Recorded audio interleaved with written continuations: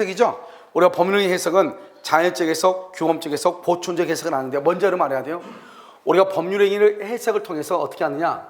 법률의 해석을 통해서 일단 법률을 성립을 해요. 성립을 시키고 성립한 후에 틈이나 간격이 있죠. 틈이나 간격이 있죠. 간격이 있으면 이때 하는 것을 말한다. 이것을 보충적 해석이라고 얘기를 해요. 보충적 해석. 그래서 여러분요, 우리가 법률의 이때 해석이라는 것은 자연적 해석. 자연적 해석이라는 것은 무엇을 중시한다? 의사를 중시하고, 규범적 해석은 무엇을 중시한다? 표시를 중시하잖아요. 표시요. 이 자연적 해석과 규범적 해석에 의해서 법률을 성립시키고 나서, 그러고 나서 틈이나 간격이 있으면 하는 것을 보충적 해석이라고 그래요. 그러니까 우리가 법률을 해석한다고 하는 것은 법률 효과, 법률 행위의 목적을 확정을 시키는 것인데, 법률 효과, 법률의 목적은 언제 확정이 되는 것이냐? 그것은 의사표시를 가지고 우리가 알아야 된단 말이죠. 결국 뭐냐? 법률행위는 의사표시를 필수 불가결의 요소로 하기 때문에 우리가 결국 법률 행위를 해석한다고 하는 것은 결국 무엇을 해석하는 것이다? 의사표시를 해석하는 것이고, 의사표시가 일치하면 해석할 필요가 없지만 의사표시가 일치하지 않을 때 표시를 유효로 볼 것인가 표시주의 규범적 해석, 표시를 무효로 볼 것인가 의사주의 자연적 해석, 이 자연적 해석과 규범적 해석에 의해서 법률 행위를 성립시키고 난 후에 틈이나 간격이 있으면 그 틈이나 간격을 메워주는 해석을 뭐라고 한다? 보충적 해석이다. 이렇게 얘기한다 이 말이죠. 자, 근데 보시면 우리가 법률의 해석이라고 되어 있죠. 해석을 보면 법률의 해석이라, 여러분 법률의 해석했단 말이 무슨 말이죠? 법률의 해석한다고 하는 말은 일단 의사하고 표시가 일치한다, 일치하지 않는다. 일치하지 않을 때 무엇을 가지고 따진다? 표시를 가지고 따진다 이 말이죠. 그래서 법률행위 해석이라는 것은 방금 얘기했죠. 법률행위의 목적, 법률 효과를 확정하는 것이에요. 확정. 그런데 법률행위는 반드시 뭐죠? 의사표시가 있어야 되죠. 그래서 법률행위 해석이라는 것은 의사표시를 해석한다는 문제고, 그 다음에 이 법률행위 해석은 이것은 사실적 판단이 아니고 법률적 판단의 문제이다. 법률적 판단의 영역에 속한다. 사실적 판단의 영역이 아니고 법률적 판단의 영역이고, 우리가 매매계약을 할 때 계약의 당사자가 매도인이 누구고 매수인이 누구냐 하는 것은 당사자의 의사표시를 해석해야죠. 이것을 법률행위 해석으로 하는 것이다 이 말이고, 우리가 법률행위를 해석은 누가 하는 것이죠? 그건 오로지 법원만 해. 법원. 다른 사람 해석을 못해요. 매도인과 매수인이 계약을 하면서 우리 두 사람 사이에 문제가 생기면 매도인이 해석하기로 한다 이렇게 약속을 했다 이 말이죠. 약속을 했죠. 그럼에도 불구하고 누가 자기 멋대로 해석을 한다? 법원이 매도인의 생각과는 다르게 말 수 있다, 해석할 수 있다 이 말이죠. 따라서 우리가 어떤 문제가 있을 때는 매도인의 해석에 따른다고 하는 우리가 계약 조항이 있다 이 말이죠. 자기네끼리 약정 조항이 있다 이 말이죠. 그렇다 하더라도 법원은 여기에 구속된다 안 된다? 안 되고 자기 멋대로 말 수 있다, 해석할 수 있다. 그래서 법원의 법령의 해석권을 구속하는 조항이라고 볼 수 있다 없다? 없다. 그래서 구속하는 조항이라고 볼 수 없다 이렇게 얘기하는 거예요. 됐죠 지금? 자, 그러면 4번을 보시면 이제 우리가 이제 무엇을 보냐면 이제 해석을 할 때 어떻게 되는가 이거 하는 것은 이제 여러 가지를 지금부터 본다. 오늘 여러분 시험 봤죠? 타인으로부터 명의 사용에 대한 허락을 받은 출연자가 자신의 금원으로 금융기관과 타인 명의로 예금 계약을, 금융기관하고 봐봐, 타인 명의로 계약을 체결했죠. 타인 명의로. 그럼 우리가 타인 명의로 예금을 하려면 어떻게 해야 돼요? 우리 지금 부동산 실명법이죠. 실명 확인을 거쳐야 되잖아요. 실명 확인을 누구의 이름으로 거쳤죠? 타인 명의로. 그러니까 자기 돈을 가지고 와가지고 자기 와이프 이름으로 계좌를 개설해서 예금을 했다 이 말이죠. 그러면 예금주는 누가 되는 것이다? 남편이다, 와이프다? 와이프가 되는 것이다. 실명 확인을 거친 자가 뭐가 된다? 계약의 당사자가 된다 이 말이죠. 자, 법률 해석 아까 뭐라고 했죠? 법률 해석은 사실상의 문제라고 했어요. 법률상의 문제라고 그랬어요. 법률상의 문제죠. 그래서 법률 문제이죠. 해석을 잘못하면 대법원에 상고할 수 있다 이 말이고요. 우리가 처분 문서가 뭐죠? 처분 문서라고 하는 것은 여러분요, 예를 들어서 매매계약이라든가 전세권 설정 계약이죠. 전세권 설정 계약서죠. 전세권 설정 계약서가 뭐라고 나왔어요? 전세금을 1억 원에 줬다. 임대차 계약서에 뭐라고 나왔어요? 보증금 3천만 원 줬다. 그 다음에 차용증에 뭐라고 나왔어요? 돈을 2억을 빌려줬다. 이렇게 돼 있잖아요. 그것을 처분 문서라고 그래. 그것이 올바르게 성립이 됐다 한다면 그 기재 내용을 부인하는 반증이 없으면 법원은 어떻게 해야 돼요? 이것이 진정하게 성립됐죠? 그럼 법원은 처분 문서에 기재된 문헌대로 그것을 인정을 해야 돼. 알겠죠? 기재된 문헌대로. 당연한 거 아니에요? 만약에요, 매매 대금이 3억으로 가 있어? 그럼 3억 원이 완납된 걸로 돼 있다 이 말이죠? 그럼 3억 원을 중고도로 보는 것이죠. 자, 7번은요. 당사자 일방이 주장하는 계약의 내용이 상대방에게 중대한 책임을 부과해요. 상대방한테 중대한 책임이 있어. 내가 주장하는데 그것이 상대방한테는 피해가 된다 이 말이죠. 그러면 해석을요 헐겁게 해야 돼요? 엄격하게 해야 돼요? 엄격하게. 그래서 엄격하게, 중하게 해야 된다 이 말이고요. 우리가 이제 계약서가 여러 가지가 있죠. 계약서가 2월 1일 계약서 하나 쓰고 2월 1일 계약서 하나 쓰고 또 3월 1일 또 다시 바꿔서 쓰고 또 4월 1일 또 바꿔서 썼단 말이죠. 이렇게 계약서를요 여러 번 바꿔서 계약서를 썼다 이 말이죠. 그러면 여러분 여기 있어요. 이렇게 여러 번 계약서를 바꿔서 썼죠. 어느 계약서가 가장 뭐죠? 부합하는 것이야. 현재 계약 상태. 처음 거예요, 나중 거예요? 나중 것이 나중 거. 그래서 우열강의 정의자면 어찌보면 나중에 작성된 계약서, 최초 계약서가 아니고 나중에 작성된 계약서가 우선한다 이 말이죠. 그러니까 이러면 봐봐요. 아들내미가 한 놈이 있는데요. 시간만 되면 돈 없으면 딸이 패. 그럼 어떻게 해야 돼요? 아빠가요? 맞고 살 수는 없잖아요. 억울한데요. 그러니까 어떻게 한다? 내가 너 죽으면 이거 너가 다 줄게. 그럼 오늘 오라게 해가지고 유언서를 크게 써줘. 그래가지고 코팅을 해줘. 비가 와도 젖지 않게끔. 아시겠죠? 그러고 나서 죽기 30초 전에 뭐라고 그래? 내가 지금까지 말한 건 다 뻥이다. 이렇게 하고 죽어버리면 돼. 알겠죠? 그러면 제일 마지막 게 유효한 것이에요. 이건 지금 무슨 얘기 알겠죠? 근데요, 부모들은 자식이 못 되면은 걔한테 어떻게든지 안 주려고 피해 다녀. 그건 걔가 더 열받죠? 무슨 말인지 알겠죠? 왜? 지금 우리 아빠가 엄마가 나만 빼고 누구한테 돈 주려고 한다. 그러면요, 이 도덕성이 없고 이게 가족이가 없는 애들은 그냥 아빠고 동생이고 형이고를 다 물어봐요. 그냥 일반 대중으로 보거든요. 알겠죠? 그러니까 여러분요, 문제가 생길 수 있죠. 그러지 마. 알겠죠? 너 가만히 있어라. 내가 너한테 딱 써줄 테니 이거 가가지고 공중까지 써주면 돼. 공중까지 써줄 테니 걱정하지 말고 이거 너 가지고 있어. 알겠죠? 공중 날짜가 나오죠? 2월 1일이라고. 나는 3월 1일에 죽죠? 그럼 3월 1일 죽기 전에 알겠죠? 쓰면 되죠. 내가 지금까지 했던 것은 뻥이고 모든 재산은 갑한테 준다. 이렇게 딱 해버리면 되죠. 그러면 최종적 것이 가장 유효인 것이에요. 그러면 앞에 있는 유효는 없어지는 것이에요. 무슨 알겠죠? 그렇게. 그 다음에 여기요. 동일한 사항에 대해서 내용을 달리하는 문서가 중복돼. 좀 봐봐. 동일한 사항에 대해서 내용 자체가 잘못 중복돼 작성됐죠. 뭐 여러 번 작성됐잖아요. 그럼 어느 것이 제일 유효해요? 맨 마지막 거. 맨 마지막 거. 알겠죠? 마지막에 작성된 문서. 마지막에 작성된 문서. 그것이 유효인 것이에요.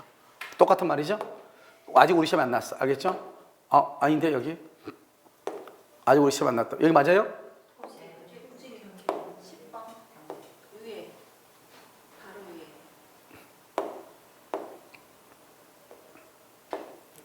자, 토지의 경계죠?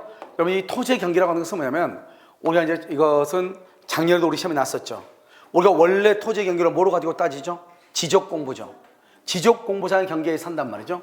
그럼 지적 공부라는 게 뭐가 있어요? 지적도, 임야도, 그다음에 공유전명부 뭐 이런 것들 있죠? 지적도나 임야부에 의해서 그것을 특정이 되고, 그래서 그러면 우리가 소유권의 범위는 현재 경계 필요 없어. 공부상 경계에서 확정이 되는 거예요. 현실적 경계 필요 없어. 알겠죠? 그럼 만약에 예를 들어서 봐봐요. 여기 보면 지적도상의 경계 표시가 분할 측량 등의 잘못으로 사실상 경계가 다르게 표시했다 하더라도 그러든지 말든지 관계없어. 무조건 뭐로 간다? 지적도상의 경계에 의해서 매매 계약을 한 것으로 본다 이 말이죠. 무조건. 그런데 어느 경우는 안 된다? 딱 하나 여기.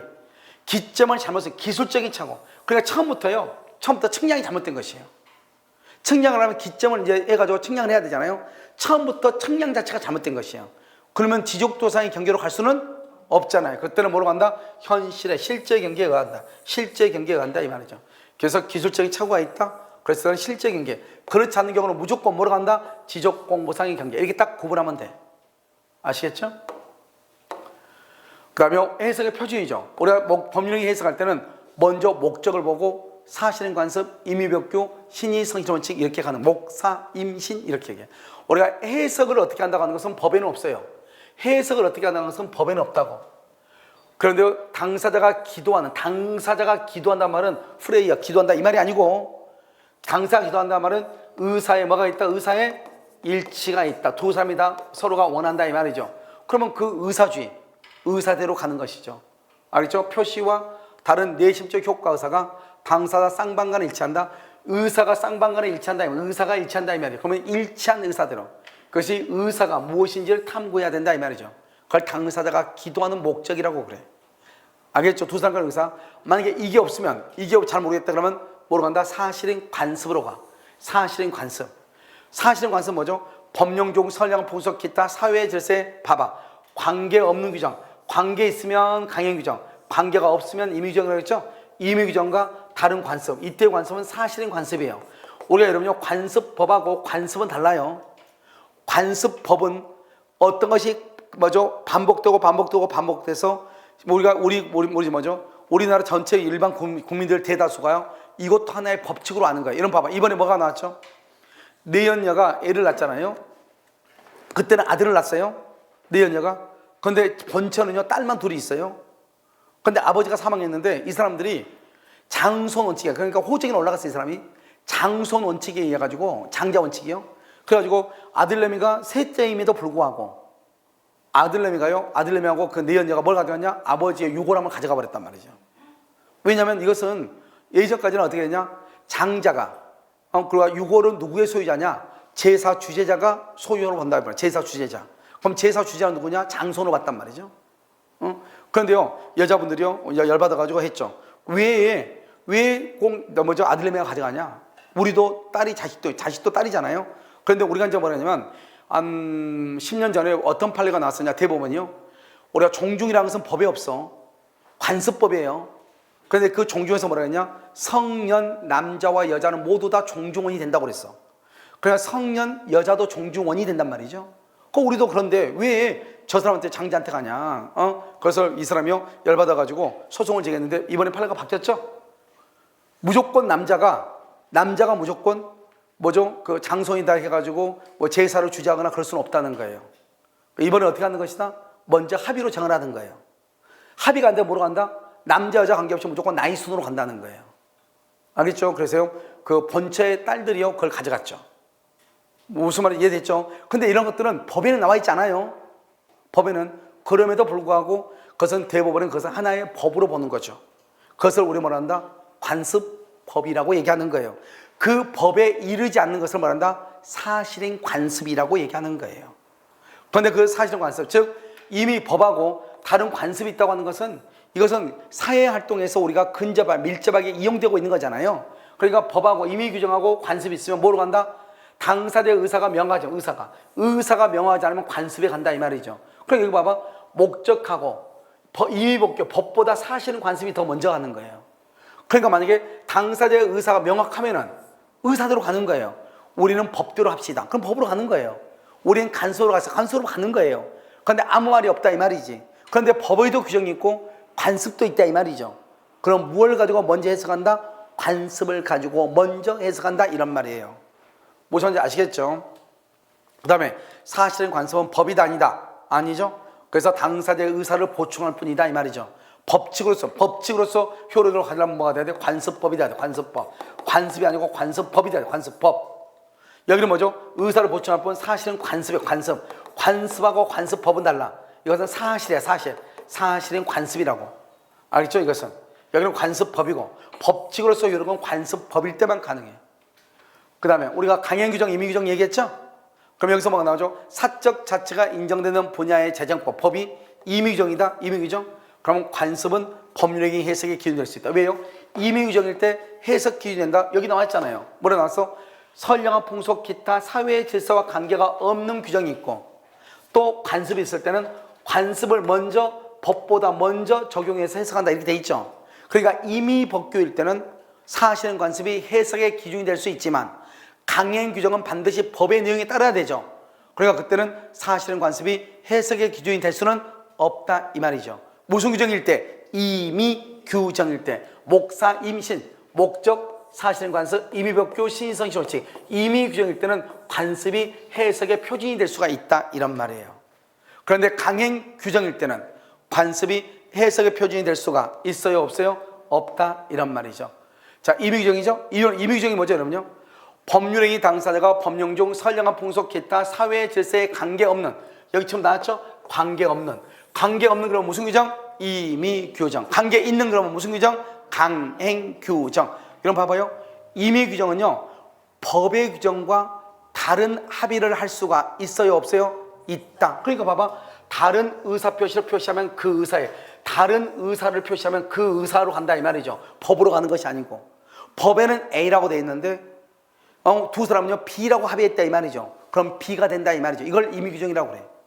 그러면 이러면 임의규정이라는 것은 뭐예요? 임의규정이라는 것은 법의 규정과 다른 합의를 할 수 있다 이 말이고요. 강행규정은요 법의 규정과 다른 합의를 할 수 없다 이런 말이잖아요. 이해되셨나요? 자, 그러면 여기서 한번 봐봐요. 법률행위 당사자가 법령종, 선량한 풍속, 기타 사회의 질서에 관계없는 임의규정과 다른 의사를 표시하면 법하고 다르죠? 그러면 그 의사로 가라 이 말이죠. 이것은 무슨 규정이니까?